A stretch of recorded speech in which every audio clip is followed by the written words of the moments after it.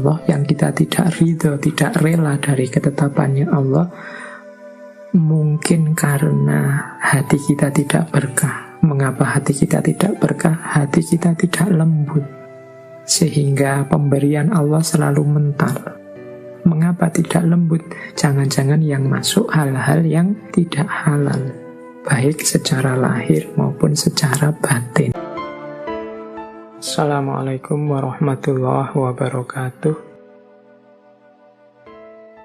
Nasihatnya Imam Ahmad tentang hati dan rizki. Menurut Imam Ahmad, segala sesuatu ada berkahnya.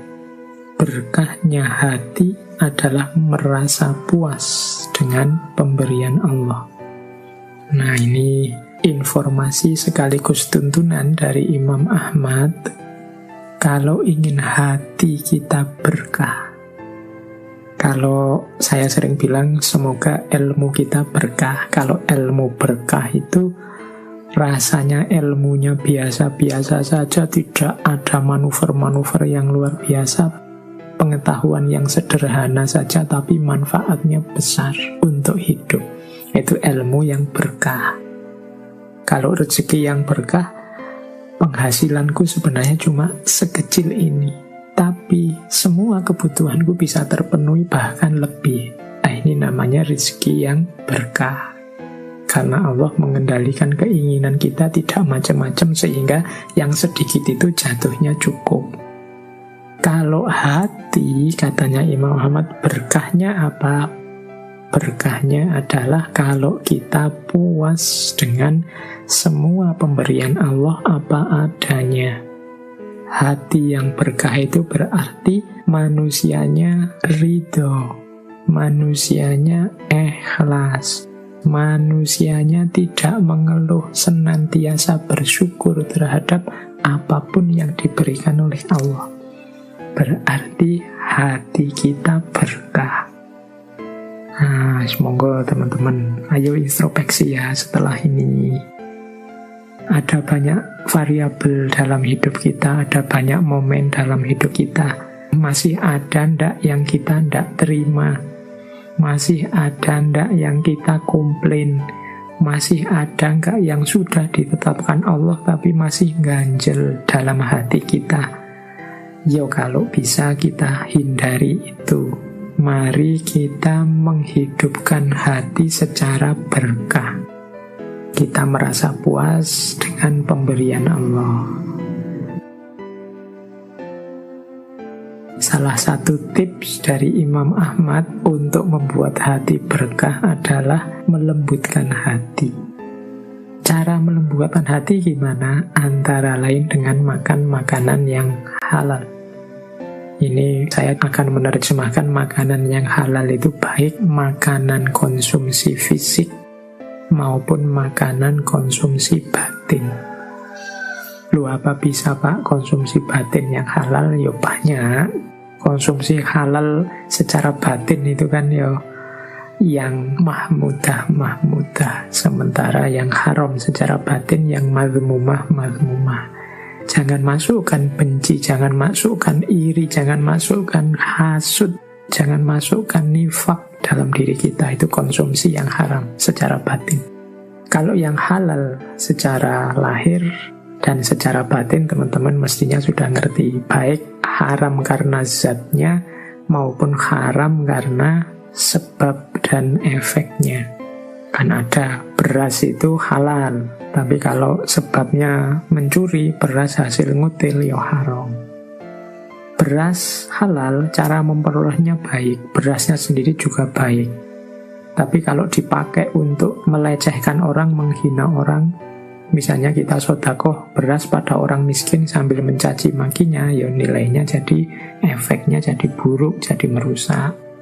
Yang haram-haram, baik secara lahir maupun batin, baik dalam zatnya, dalam prosesnya, dalam efeknya, akan membuat hati yang keras. Hati yang keras akan membuat hati tidak berkah. Hati yang tidak berkah itu hati yang tidak puas dengan ketetapan dan pemberiannya Allah. Nah, ayo sekarang mulai kita introspeksi. Kalau masih ada hal-hal yang kita komplain dari ketetapannya Allah, yang kita tidak ridho, tidak rela dari ketetapannya Allah, mungkin karena hati kita tidak berkah. Mengapa hati kita tidak berkah? Hati kita tidak lembut, sehingga pemberian Allah selalu mental. Mengapa tidak lembut? Jangan-jangan yang masuk hal-hal yang tidak halal, baik secara lahir maupun secara batin. Jadi itu cara kita mengelola hati. Baik, ini ada hubungannya juga dengan rizki. Nah, biasanya orang tidak terima itu dalam hal rizki. Gajiku kok sedikit ya, orang lain kaya, aku tidak punya apa-apa, dan seterusnya. Itu urusan rizki. Imam Ahmad memberi beberapa tips agar kita bisa menerima apapun ketetapan Allah dalam hal rizki. Kata Imam Ahmad, rizki itu telah dibagi, tidak akan bertambah dan tidak akan berkurang. Setiap orang sudah punya jatah rizki sendiri-sendiri. Tapi Pak, kok ada orang itu yang rasanya kekurangan sementara yang lain kelebihan? Yaitu masing-masing dengan ujiannya sendiri-sendiri. Yang kelebihan, yang merasa lebih mau ndak berbagi, yang merasa kurang mau ndak tetap ridho dan sabar. Kalau jatah sudah pasti, tinggal kita ridho atau tidak, menerima atau tidak ketetapannya Allah. Rizki tidak akan bertambah atau berkurang. Yang kemudian dituntut oleh Allah sikap kita terhadap rizki. Kata Imam Ahmad selanjutnya, rizki itu disebut bertambah jika pemiliknya memperoleh kemudahan dari Allah untuk menginfakkannya dalam ketaatan. Kalimat bertambah di sini bisa kita artikan barokah.